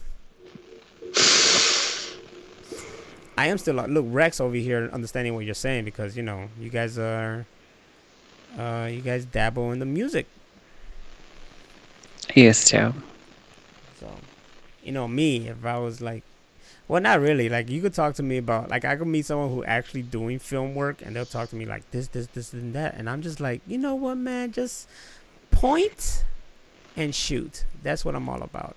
I understand there's some kind of things with lighting and all this shit, but it's just like point, shoot. It's not rocket science. Like there's this one guy I knew that was not even interested in filming, and now he works for like the Spanish news in the video department kind of shit or whatever, like filming it and editing it and all that shit. Like he just got into it because it's not really rocket science. Some people have a niche, some don't. The other day, they played all 4 Psycho movies in a row. Mm-hmm. And the third one was actually directed by Anthony Perkins, the guy that is Psycho. Oh, really? So he like starred and directed in the third movie. So I was reading about it on IMDb, and like people were giving him shit because it was like the first movie he ever directed. I think it was the only movie he ever directed. And so they were like, "Oh, I bet you don't even know like how to block a shot," and he did it. Like he even knew like the right camera lens and all this shit. But I was like, "What the fuck is blocking the shot?" So it just went right over, man. Yeah, there's some terms I think I forgot what blocking the shot is. I forgot what. You know what? I have a whole bunch of fucking books about all that stuff. Well, there you go. And just reminded me of that. The music stuff is hard to talk about because most people don't know about it, and then like, you know, like few people, you know, that actually moved to LA and tried to do the whole music thing there. And to me, that's like this huge accomplishment to me. Mm-hmm. But when you tell other people that, like they're just like, and like they're waiting for you to say something else, and you're like, no, that was it. That was the whole story. Like, oh, like, dude, that was like, you know, people are like, oh, you followed your dream or whatever. It's like, no, I had a plan and I followed through, and I'm proud of myself for doing that. In doing so, I found out that that wasn't the route that I wanted to go. I don't like the repetition of it and always having to fight to prove myself and my abilities and stuff like that. So I've moved on to other things, obviously. But again, when I try to bring it up to other people because I'm proud that I did it, most people could give a shit. Right. No, I totally get that. 'Cause as much as I love filming and being creative and doing all this stuff, to do it so, I don't want to say like repetitive, not repetitive, but just like extreme. I guess like if it was something like I don't know, like I really gotta when YouTube was all about like, hey, you could be like this, whatever. You just have to make sure you do one every week or every month or something. It's gotta follow this guidelines, blah blah blah. Like there was such like now there was like a box to be in, and I felt like I don't like this, Like I try to do it like it's amazing that I'm doing this every week so far. 17 weeks. I missed like maybe one, right? 2. I missed like 2. Yeah, because there was one with Heather and I, and then Rex and I. There you go. So yeah, I missed like Rex 2. And me. I don't Rex know and where. I. No, it's Rex and I. Should be here Monday, right? But no, you take the other person out. It was me. I wouldn't say I. So yeah, it was Heather and me, and then Rex and me. Yeah. Anyway. So grammar. So I missed like 2, but I've been doing this every week, which is probably the most consistent shit I've done, right now. And it was hard for me to do that when trying to make a video every week, whatever, especially when my schedule was not letting me do such a thing. I always wanted to be kind of like, I don't know how they are doing it over there in Hollywood and shit like that. I assume they're always busy, but for me, when I see products, it's like here and there. So I know they take their time with shit, of course. It takes a long. They have this long, wide window to do their work and finish their work, and Well, they also have a huge catalog of people, actors, directors, writers. Yeah, exactly. To do things. I mean, everybody knows Quentin Tarantino, but he's only done a couple handfuls of movies. Yes, that's kind of like what I like.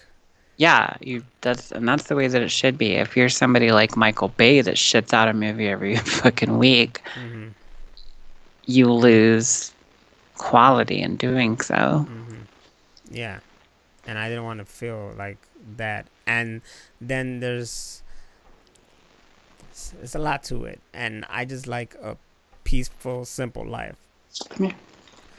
Now, that's not to say that I wouldn't like to do it as a profession. Like, dudes, I'm all down for, like, I wish like I could get paid through this kind of service, or doing something like this, or just making the freaking videos, or just entertaining my way. Haha. I didn't even mean to do it like a my way thing, but I'm just saying like my way. Like if I could just do it like my way, then that would be fantastic. But I also want to just like relax and enjoy life and do this and do that. It's like I don't want to be super stressed out. Speaking of that, we should tell the story of what happened last week. Let's tell the story. On Facebook. What happened last week? So there's this guy I knew in middle school named Bobby. Shout out to Bobby if you're watching. Bobby. So we found each other on Facebook, or he reached out to me and we started talking and stuff. So we're just like kind of getting reacquainted after like 20 years or something. Yeah, over 20 years. And how did it start? Were we talking about? Fuck, how did it start, yo? I'm trying to remember. I had posted a thing on Facebook and Twitter about, I'm in my way, but I've never done a dub. Oh, now I remember. So I did my first dub last week, and I posted, I was like, it's like a bucket item list. And the guy, Bobby, was like, you mean my way? The guys that did the Juggernaut video? was like, yeah. I'm like, I'm in them. I do the website. I do the merch. I've done 2 commercials. I do all the social media. And he was like, oh my God, Small World. I used to watch them on uh, MySpace. And he was like, and I was telling him about the streaming service that I set up. And he was like, does it have this video and blah, blah, blah. I was like, yeah, but you'd really have to ask Nas to verify. And then Nas is like, yeah, it's all true. I just come out of nowhere. And then he like geeked the fuck out because he knew who Nas is. He's like, oh my God, I'm such a fan. And then of course all I did was plug. Yeah, man. You know, if you want to see all the stuff that you probably didn't see, you gotta go take your ass to MW. You know what I'm saying? Which I have some great news pertaining what Hammer Venus here is talking about. She is a guest on our recent dub. I gave her a little small role and she did her part, which by the way killed it. All right, so I can't wait for you guys to see this. But I also have the missing last piece for this dub, which is the sound effects done by the great D Black. So he gave me that. I just gotta put this all together, put the beginning and ending, the finishing touches, Which I made. which she also made, and you guys should get this next week for Thanksgiving. That's the goal. I want to have it out for Thanksgiving weekend or Thanksgiving Day or whenever the hell we could get it, but it will be released soon and it's exclusive MWE for life.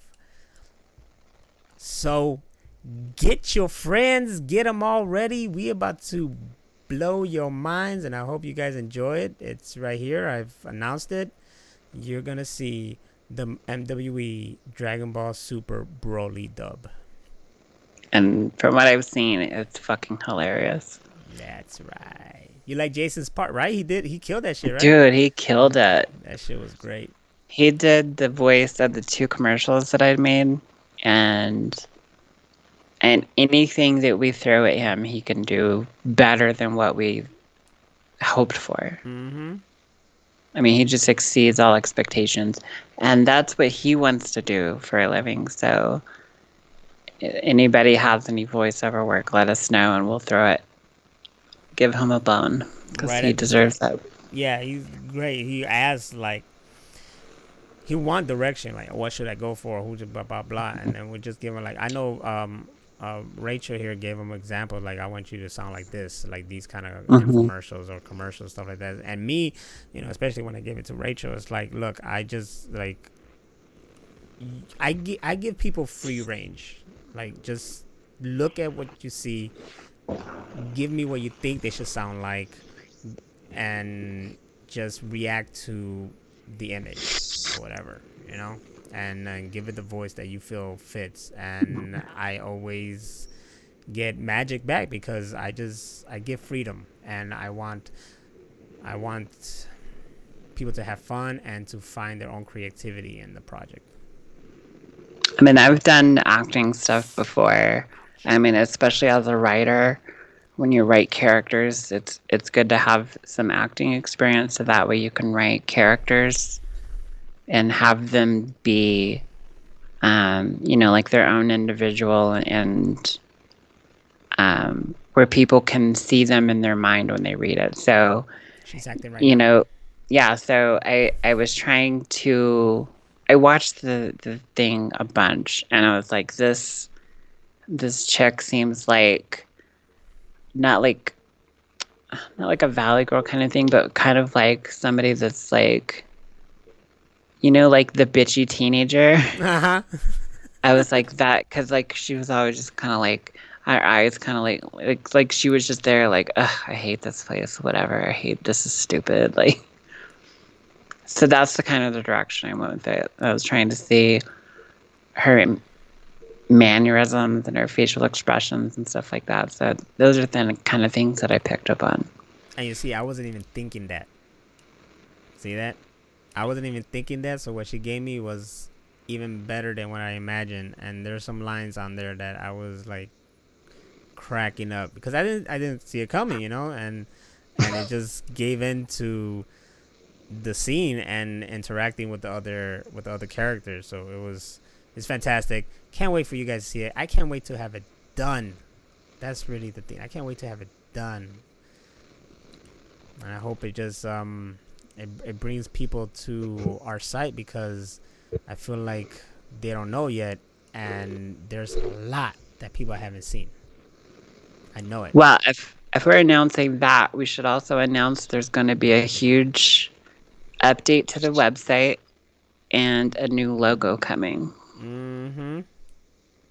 So that means new merch. Get your pre-orders ready. This has just been a plug episode. And while we're at it, let's plug other people. Money. Let's plug Dania D's Twitch. That's DANNYADI 55. And he made affiliate. So congrats to Danny for making affiliate. Congrats to Danny. And let's congrats to Rex McKinnis, who I want to give big shout out and support and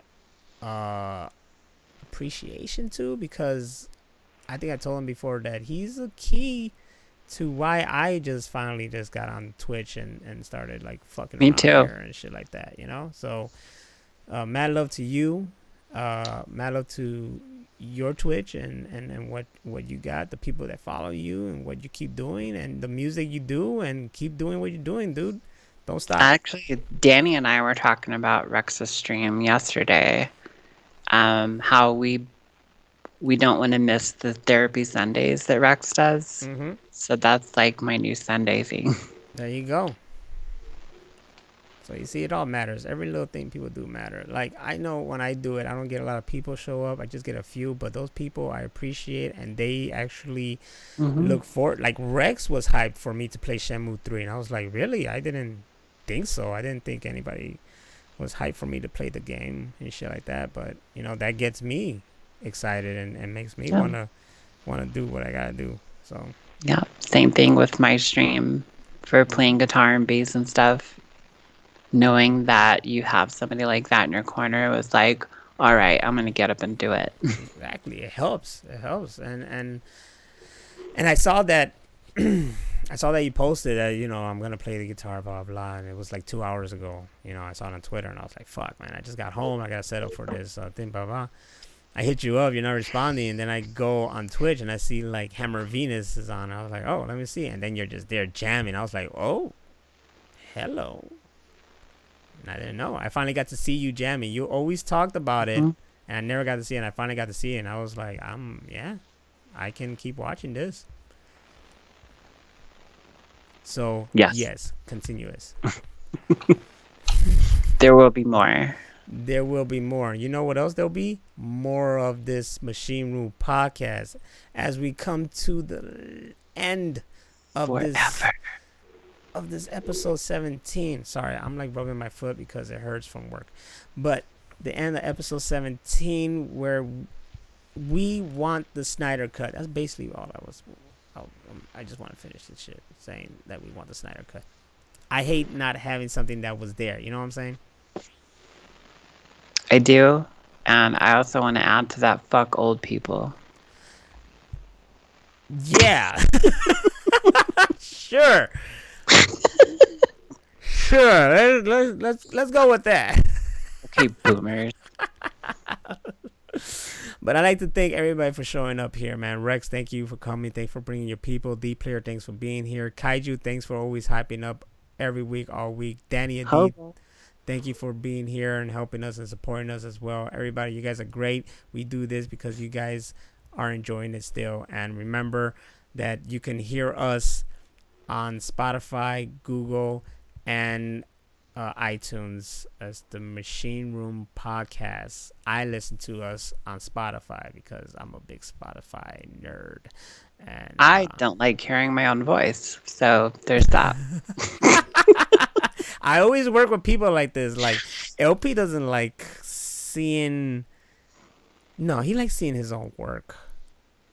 It's different if I'm playing a character. Like, I've done stuff, And that's okay, because then it's like a critique. But if it's just me being me, then it's like I can't do it. I don't know, man. I love this hearing myself. You do. That's why you talk so much. Oh man, I talk because I'm trying to make this like, you know, I'm trying to make this hot, popping, and interactive and all that shit. But when I was in that one podcast, I probably listened to it like 3 times. I ain't gonna lie, man. Which one? The one I was a guest on. With the hipsters? Yeah, Watchers in the Bar. When I was on that one, I listened to myself like several times, and then I just heard when they let you talk.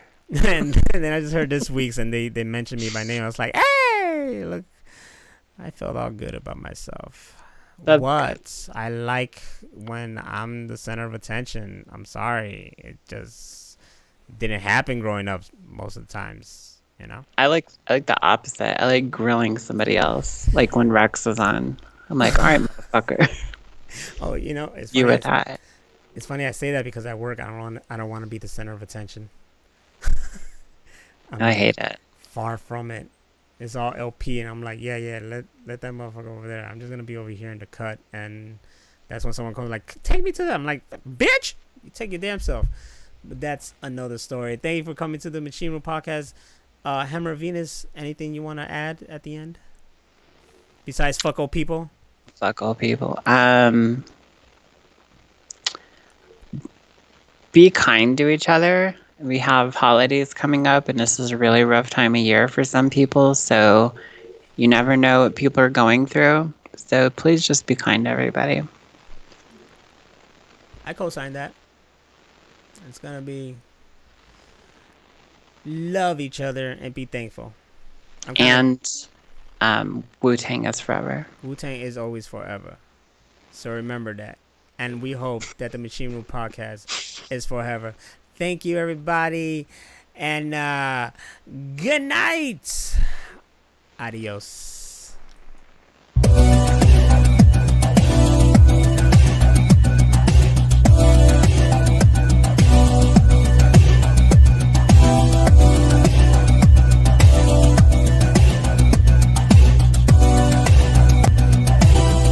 Okay.